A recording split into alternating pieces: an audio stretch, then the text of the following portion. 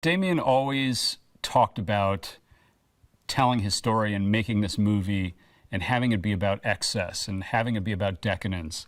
Um, and when he spoke to me about the editing, he really wanted the editing to support that. And that meant that the editing would be overt and it would be stylized. It would do a lot of heavy lifting. So as an editor, that's very exciting because we don't often get the opportunity to work in different styles and do certain things stylistically. But also, I had an idea that it was going to be a big job. There was going to be a lot of cutting and a lot of heavy lifting, a lot of moving parts. So I was both excited at the prospect, but also a little afraid. The thing he talked about with Babylon was that this was going to be a true ensemble. That's what he hoped for the movie. This would be a true ensemble. So in a way, it was much more challenging than the previous movies we had done together, because with the previous movies, we could essentially boil things down to the two-hander. This, we couldn't do that. This really was, how do you find the way to tell the story and not lose sight of each one of these characters? All of them were, Damien, were equally important. And they all sort of played off of each other.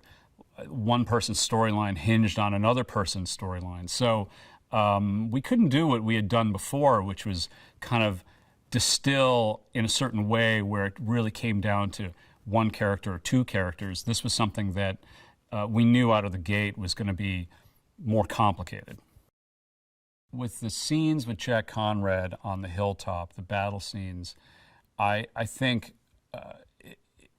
we had these amazing performances that we could always lean on, that we'd always go back to. Spike Jonze playing the maniacal director, Jack Conrad, Manny watching Jack. I think all of these things were the heart of that scene, of that section.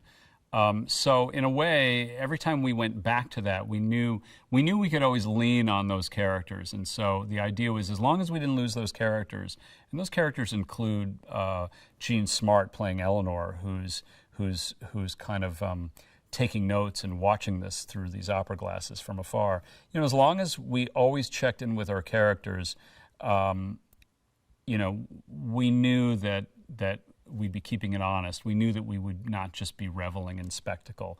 The spectacle was meant to kind of tell part of the story, but the real story was with the characters. So as long as we didn't stray too far from the characters, we could kind of keep everything under control and keep everything in check. I've been very lucky with to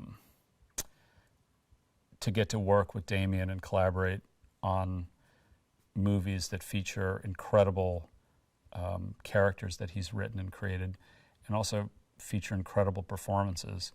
And one of my favorite scenes in that way is the scene with Eleanor and Jack in Eleanor's office. Jean Smart and Brad Pitt give these two amazing performances. And that was a scene that was very different than a lot of other things in the movie. Again, I've mentioned, Damien really wanted Babylon to be about the excess and the decadence. And it's certainly about that in the content, in the story, but he also wanted the editing and the storytelling to be very stylized, very big, which is why it's a movie told with montages and cross-cutting, parallel cutting. But then, he also wanted to be able to slow things down and have room for these quiet, meaty scenes.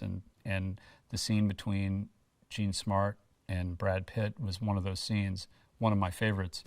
That's something as an editor, you just try to stay out of the way of the actors. You try to help the characters by showcasing certain moments and certain reactions. And in that way, it was abundance of riches, all the dailies coming in.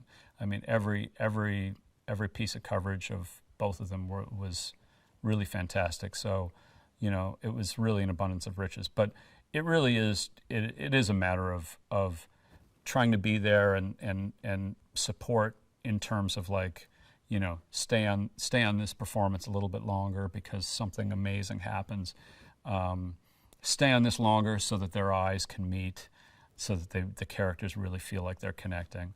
But really, it's about staying out of the way. You want the editing to be invisible in that scene because all you want to be left with is what the characters are saying and how they look at one another.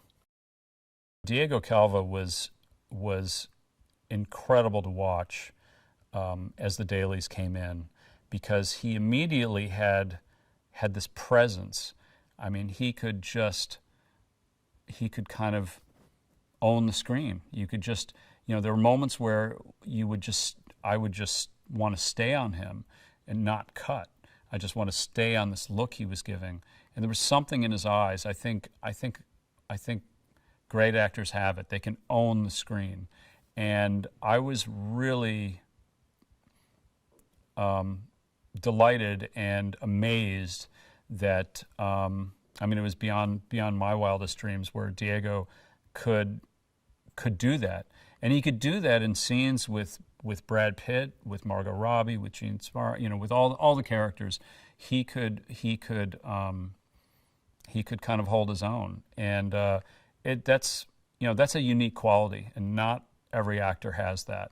A lot of actors don't have it, but some of the best, you know, in my experience, some of the best definitely have it. And Diego, he just has something, and I'm looking forward to seeing more of him and seeing what he does next. I realized that Brad Pitt, the way he would portray Jack Conrad, that character really became, in a way, the protector. I saw him as the protector of cinema, in a way, the protector of good cinema, the potential, you know. And I really got to a place where I believed that for Jack Conrad, this artist, you know, he saw himself as an artist. It went beyond making money. It went beyond the film business. It was about, how do you make art? How do you make a lasting impression? You know, how do you make something that is that will be there forever?